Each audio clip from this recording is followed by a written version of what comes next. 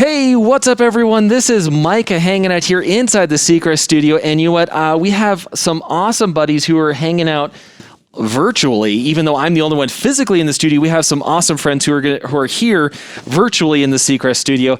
And Maya, who do we have today for this awesome interview?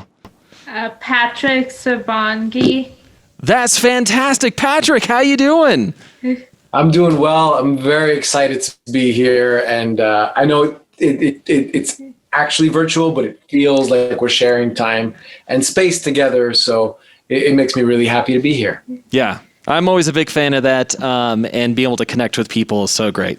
All right, well, Maya, take it away. Okay, so first of all, I'm so excited to be talking to you. I've been so excited for this. So my first question for you is, who or what inspired you to start acting? Oh, wow. You notice the gray in my beard here. So that was quite a long time ago. But you know, there were a couple of actors that I saw growing up that made me feel like this was something I can do. There's an actor called F. Murray Abraham, who is a Syrian actor, a Syrian-American actor. And I'm of Egyptian heritage, and there weren't a lot of English-speaking actors who were from my part of the world when I was growing up. So seeing F. Murray Abraham, was a big inspiration to me. And I was also a martial artist and kind of a physical actor. And so guys like Mark Dacascos and Dean Cain, who were kind of like physical, very action-oriented actors early in their careers, really inspired me to get excited about, pursuing a career in this industry. Oh, cool. So you play David Singh in The Flash, and yep. I am obsessed with that show. I rewatched it all during quarantine. Wow. What's the best part of being on a superhero show? Oh, I think there are two things. One is the fact that superhero shows inspire people like you. The fact that superhero shows make those of us who are living pretty ordinary lives all over the world can, for an hour a week, tune into this world where magic is possible, where regular people can overcome these challenges, and that inspires people to feel like they can do more, they can go further, they can overcome all of their obstacles. There's something in that, in the impact it has to reach folks like you, Maya, that makes my job a gift. Really, that's the most important thing. The other thing about me specifically working on The Flash is the people I get to work with. The cast on The Flash are so talented and such amazing, wonderful people. Like, we fall in love with, with Joe West and with Cisco, and we fall in love with, The Flash. But really, the reason we fall in love with them is because the actors playing them are such incredible, amazing human beings. And I learn from them every time I work with them. They're so talented as artists and actors. And so for me, I just feel lucky to be working with them on that show. Oh, cool. Yeah, during quarantine, I've been finding everything The Flash on Amazon and buying everything. So I got my Star Labs sweatpants and my Star Labs jacket. Yeah. So. I gotta say, my daughter is 15, and I got my Star Labs sweatshirt from production, and she wears it now. So I need to get one for myself because it's kind of become hers. So you've guest starred in so many different TV shows, including Arrow, which I'm also obsessed with. I got the necklace. So, Cool. and you've been in a lot of movies. What draws you to a project?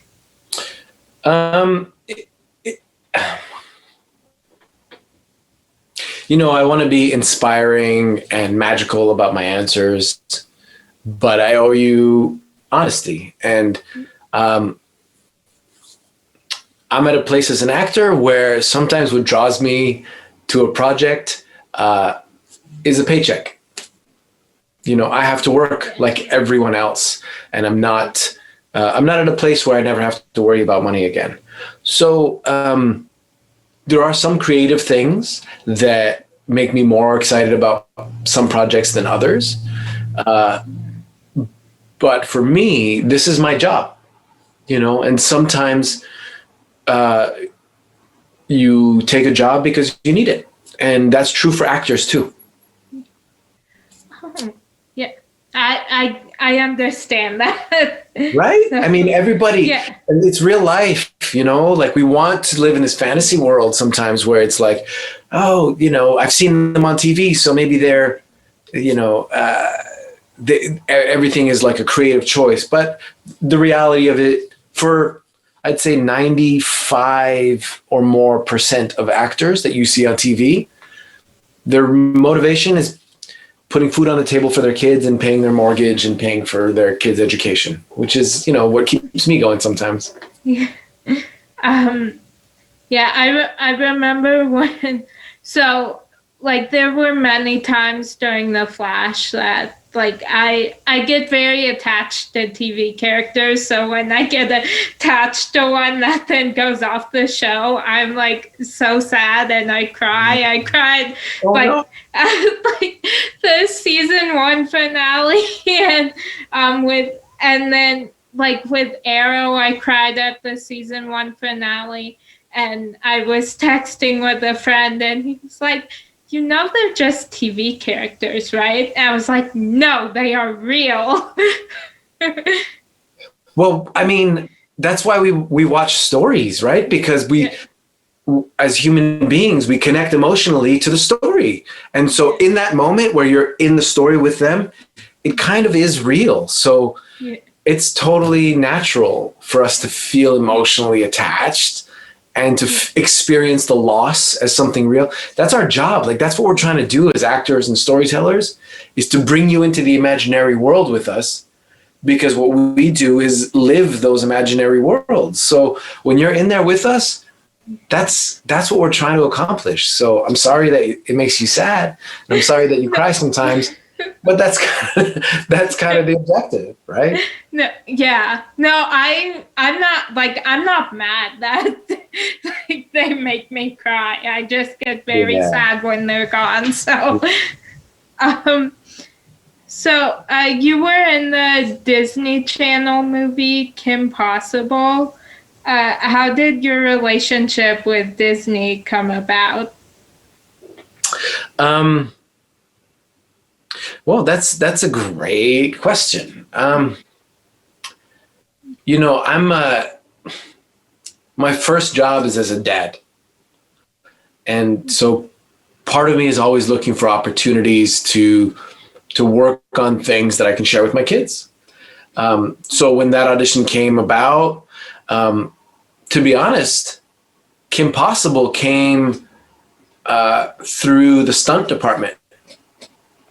Because, my character, if you remember, goes through a bunch of physical things, right? He's chained up and he gets hung from a thing, and then he gets dropped from a thing, and then he flies off into the sky. And so there was a lot of, in terms of film production process, there was a lot of interaction with the stunt department.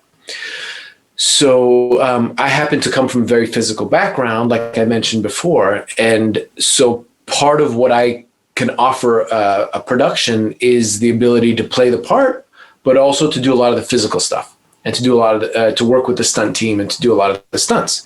So that opportunity originally came for me through the stunt department needing an actor who could, be hung from a harness and a wire and lowered and dropped and flown away and things like that.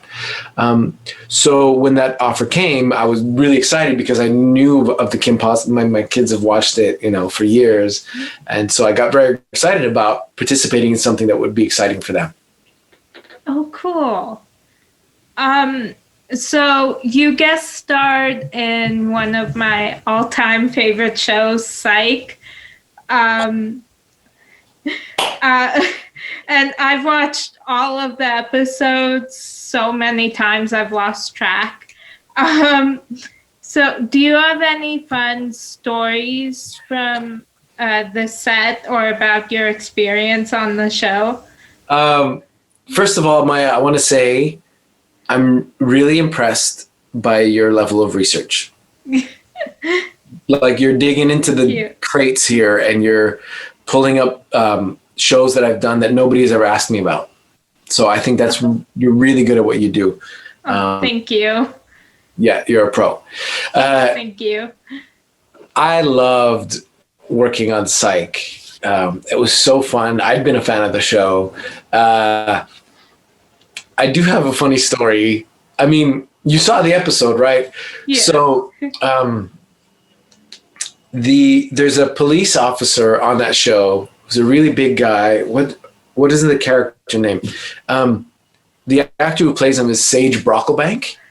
Oh, Buzz. Buzz. Yes, Buzz. You're so good. You're so good, Mike. So Buzz, the actor who plays Buzz, Sage Brocklebank, is a very close friend of mine. So when I got, the opportunity to be on that show, I got excited about being about getting to work with him and to share that scene with him. And I didn't realize when I accepted the job that in that scene, he gets his pants ripped off. And then he has to run up this flight of stairs. And I know this is a family show, so I'm trying to keep it all appropriate. But I loved that day where I got to watch Sage repeatedly get his pants ripped off and have to run up and tackle a grown man. I'll never forget that thing. It was hilarious. So you're, like you mentioned, you're also a stuntman. So how do you prepare for the stunts, not just physically, but mentally? Ooh. By the way, that story was very funny. It was, right? I know. I'm reliving that moment now. I'm like, oh, I'm going to call Sage as soon as I get off of this and mention this. So stunts is a very special field to be in. And I want to say right now, I feel very honored to be referred to as a stuntman, because stunt performers are some of the most courageous and accomplished human beings that I've ever worked with. If you think about just the world that we live in, when you get a gold medal in the Olympics, right? Or you win a martial arts world championship, or you retire from race car driving, what is your next career step? All of those world champions end up in the stunt industry. So they are accomplished in their respective disciplines at a world-class level. These are world-class athletes, martial artists, fighters, engineers, the wires, and so there's something about that community that is exceptional. So I feel very, very lucky with my little bit of expertise in martial arts and in fighting and in, rock climbing and things like that have fed into my ability to participate in stunts. I feel very, very honored and lucky to be counted among them, because they deserve an Oscar. They deserve awards in every single category that is available to filmmaking. Just putting that out there. But I prepare by, trying to stay physically fit, trying to stay flexible and strong, trying to always keep my skills sharp. So in whatever area I feel I can work in, I try to further my skill ability. So there are stunt performers who are experts at like scuba diving or high wire work, or at vehicle driving, or acrobatics. And I'm not an expert in any of those things, but I try to keep learning skills in those areas so that I can be useful to the community. And in terms of mental preparation, I've always liked adventure.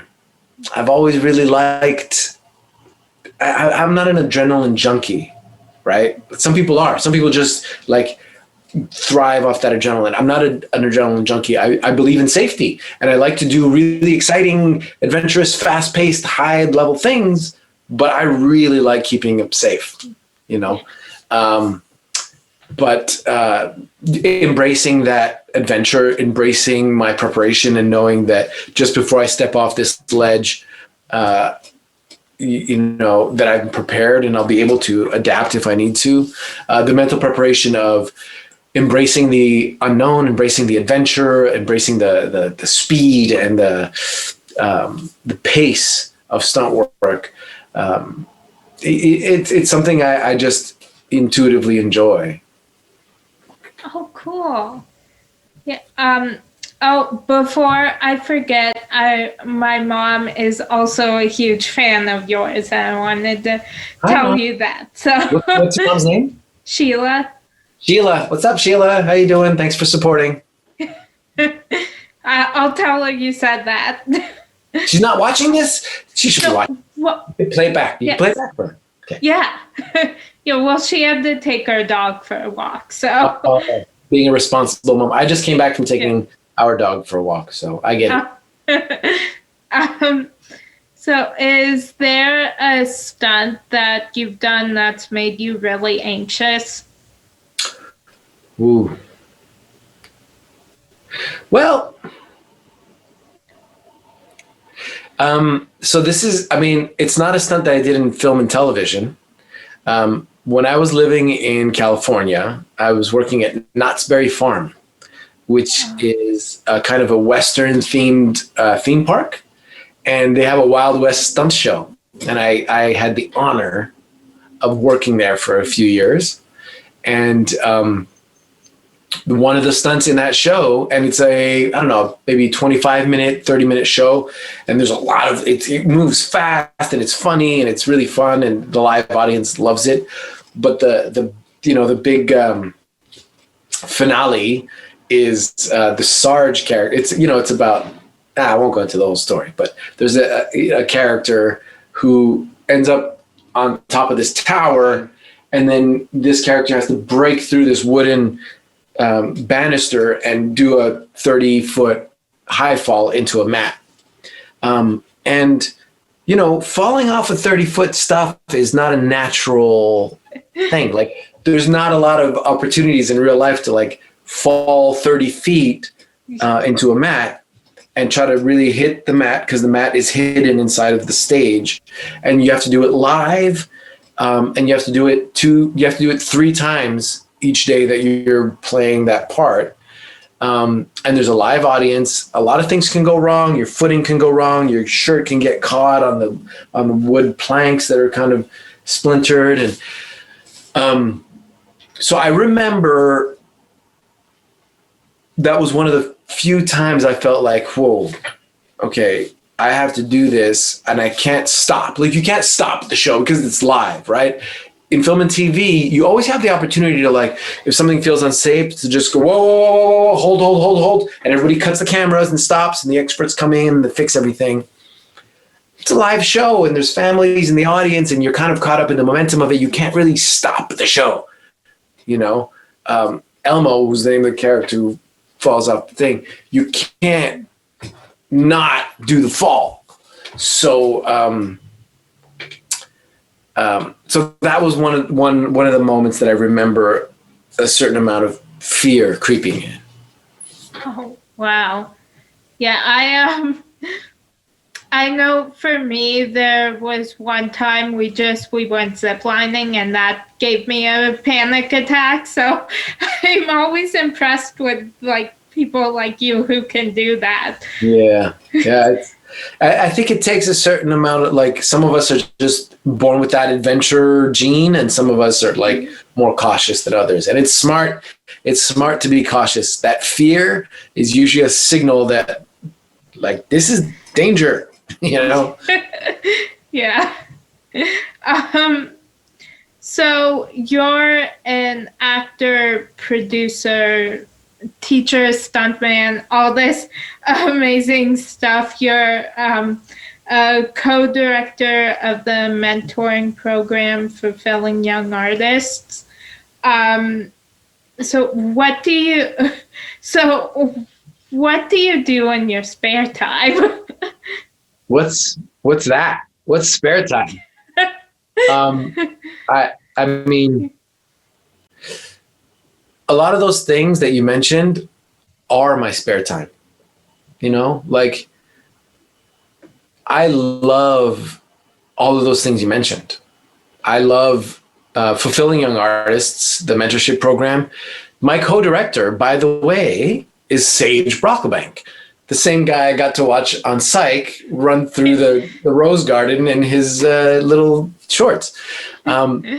So working with him is an honor, and impacting young artists' lives is a pleasure. And that's kind of something we do in our spare time. You know, it's a little bit social. It's like me hanging out with my buddies. All of the mentors in the program are actors in my peer group. And so the time we spend together is kind of like, it's kind of social time. You know, I fill my time with things that I think are important. Maybe I should make more time to, like, chill on the beach or whatever. But even when I'm there, I feel like there's something productive I can be doing. Right now, I accepted a new position. I'm the head of the BFA acting program at Brooklyn College in New York. And so that's really, during the whole quarantine process, I know a lot of people have had less work to do, or things have slowed down for them or paused. It's been the opposite for me. I'm running this acting program at a university now, and I kind of really don't have much free time. You know, I have 2 kids, I have a dog, and so I try to be a good dad, and I take my dog for a walk. So that can be considered stuff I do in my spare time outside of work, but those are responsibilities I have. Oh, cool. So how do you balance so many different interests and like so many different things that you're doing? Now you're getting deep on me, Maya. But I think I have the luxury of loving the things that I do. So being an artist, being an actor, teaching, mentoring, they're work, but they're also my passions. And so, you know, I might be able to do a better job at making time for myself to not accomplish things, but the things I'm accomplishing are things that also give me life. I'm also passionate about them, and I enjoy them. It's not like I'm, you know, doing a job that I hate. I remember somebody once saying, there's probably a famous quote about, if you find a job that you love, you'll never work a day in your life. And so part of me feels that that's my balance, is that I'm in love with the job that I do. Oh, cool. So is there one that you're more drawn to?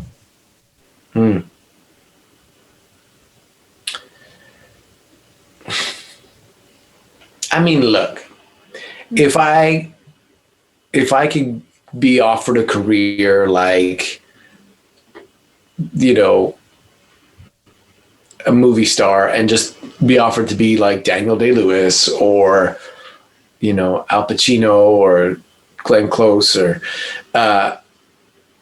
and just make millions of dollars just acting and telling stories, yeah, I'd be drawn to that. But that's not my reality yet, right? My reality is collaborating with people, making work that I believe in, educating the next generation of artists, and trying to improve the world around me, trying to make the world around me a better place by telling stories that matter. So sure, I have like a dream retirement life, but I'm really drawn to the life I'm living now. Oh, cool. Yeah, so is there a character you've played that you've related to the most? Ooh. That I've related to kind of personally, that I felt was most like me? Yeah. Oh, you're so good, Maya. You ask such good questions. I don't know. I think it's a trap. I think that question's a trap because as an actor, you find parts of yourself in every character you play. You try to close the gap between this story outside of yourself and like, oh, what do I know about that? And what connects me to that character? And so I strive to be able to find ways of relating to every character. Nobody's written me yet. Like I'm a different kind of dude, I think, and I haven't really experienced a script that was written about me. Huh. You're teaching me something about my career, Maya. And I think that's something I'm, as a producer and as a creator, and I have some shows in development, I keep trying to create work that represents me more specifically. But I don't know that there's one particular, there are moments in every character where I'm like, oh, this strong moment of connection in this character is really related to me. But as a character in general, I don't know. I don't know. Okay. Cool. So is there a show that you're currently binge watching? Oh, right now? Yeah. Well, I gotta be honest. I binge watched The Vow and Seduced. There's shows on Netflix about this like kind of cult that sprung up not far from like my world, and so I binge watched that. And just yesterday we started watching, what is the show? Champions? We Are the Champions. It's about like weird, obscure competitions around the world. So the first episode is about like cheese chasing. It's this crazy competition where there's a very steep hill and they roll a wheel of cheese and people chuck themselves down this hill like in this brutal, but it happens every year, and then they declare these champions of cheese chasing competitions. And then the next episode was about a chili eating contest where they eat the hottest possible chilies in the world. We just started that last night, but I can't wait to get back and watch the next episode because there's some crazy competitions in the world. Yeah, we've binged watched so many shows during quarantine. Yeah. And one of them has been, I've been, because my mom and Leia always, like, they have work or something. I'm like, you guys have social lives. So I've binged watched The Flash and now Arrow, and we just finished a Netflix show called Dash and Lily. Oh, how's that? It's so good. Yeah. Yeah, it's really good.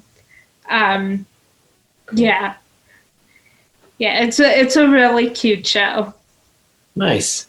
Well, that's the good thing about quarantine, right? Is like we got more time to just kick back and watch stuff. So it's good to Yeah. take advantage. Yeah. So what personality trait has gotten you in the most trouble?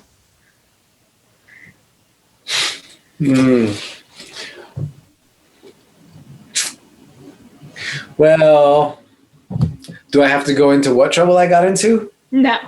Okay. I think my sense of adventure.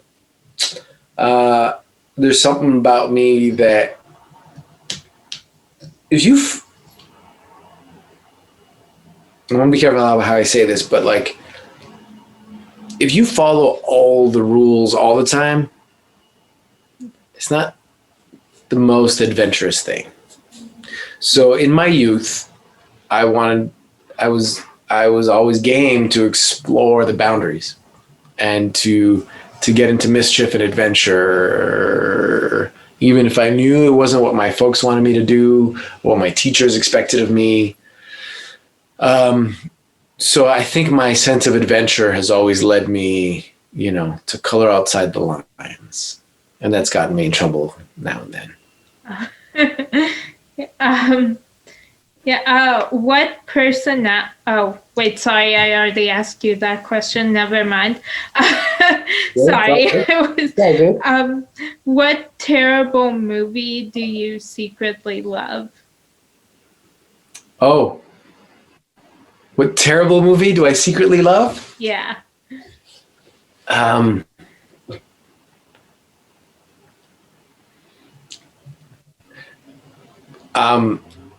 There's a whole genre of movies that I know some people think are terrible that I love.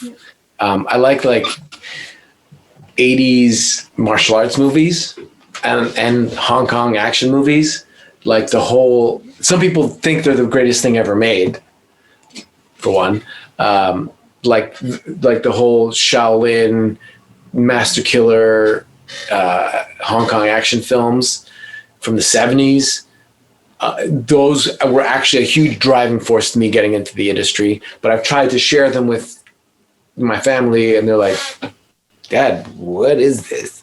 So I know some people think they're terrible. And the extension of that are like Only the Strong and Best of the Best and kind of cheesy 80s martial arts action movies. The whole Steven Seagal canon of films. The Jean-Claude Van Damme's of the world. That's kind of what I grew up on. And I know the next generation is like, that's terrible. But trust me, Jim Cotta was genius. Watch it today and people will go like, what? But that's my jam. Oh, cool. There are a couple movies that are like some of my family's favorite movies that are not like well reviewed. Yeah. What do they know? What do reviewers and critics know? That's their opinion. I know. Yeah, I know. That's why I always say I'm like they're not to like be mean or anything, but like I feel like sometimes they're paid to just dislike things. So I agree. No offense to so. I know. Wow. Now I'm gonna get terrible reviews on my next movie. Great. Oh, Thanks. I'm kidding. I'm sorry. Well, it's gonna be great. So. Thanks. What do they know? Right. Exactly.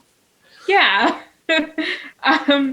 Usually like we'll find a movie and it'll be like it won't have good ratings, but we'll watch it and we'll be like, this is the best movie ever.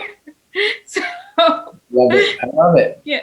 But this is what I think also about movies. It's a lot of work to make a movie, right? Yeah. Nobody puts that much work into something they think is not good. Yeah. So whoever made that movie, this is the best thing that they could imagine making. So sometimes I think when we're watching a movie, it's not for everybody to love. It's for certain people. And that person who made it, this is the best thing they can do. And so if we allow ourselves to go, let's watch it from their perspective, sometimes it allows you to embrace the movie a little bit more. But it's a ridiculous amount of work to make a movie. Nobody tries to make something mediocre. They're all trying to make dope stuff. So yeah, I think yeah. I'm with you, man. Forget the reviewers. Enjoy what you enjoy. Yeah. Thank you. So my last question for you is, who do you consider to be a real life superhero and why?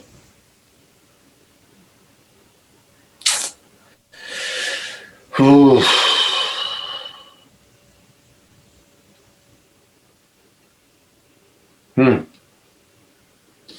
I mean, if I'm honest, a superhero is somebody who, reaches into somebody's life and saves them and uplifts them when they think they can't be uplifted, who inspires someone. And I think what you're doing with your show, Maya, from where you are, broadcasting from your home, is reaching people and touching people and lifting them up. And I think what you're doing is going against all odds to rescue people from, the boredom and the monotony of their lives. So right now in this moment, you asked me that question, and I think you're a real life superhero, Maya. And I think taking the initiative, you know how many people are out there not doing what you're doing?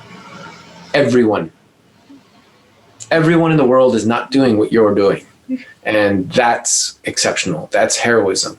That's taking your time, your efforts, the amount of research you did, the amount of thought you're putting into this stuff, is really heroic in trying to make a difference and trying to bring a little bit of joy and to share some of your passions and your joy with people who might not ever have gotten the opportunity otherwise. So I'm going to say you. Thank you. I had so much fun talking to you. Thank you so much for calling in. Me too. It was an honor, and thank you all for reaching out to me. Yeah. I'm available to you anytime. I'm around. Well, that's awesome. Thank you so much, Patrick, from all of us here at Children's Hospital Colorado. Thank you so much. And if you ever happen to be in Colorado and you have time to stop by, our door is always welcome for you to stop by and say hello to everyone here at the hospital. I'd be honored. Thank you so much, and thank you for all the work you're doing. It's really invaluable. Thank you. You're very welcome. Have a good one, Patrick. Thank you. Bye. Bye, Al. Bye, Maya.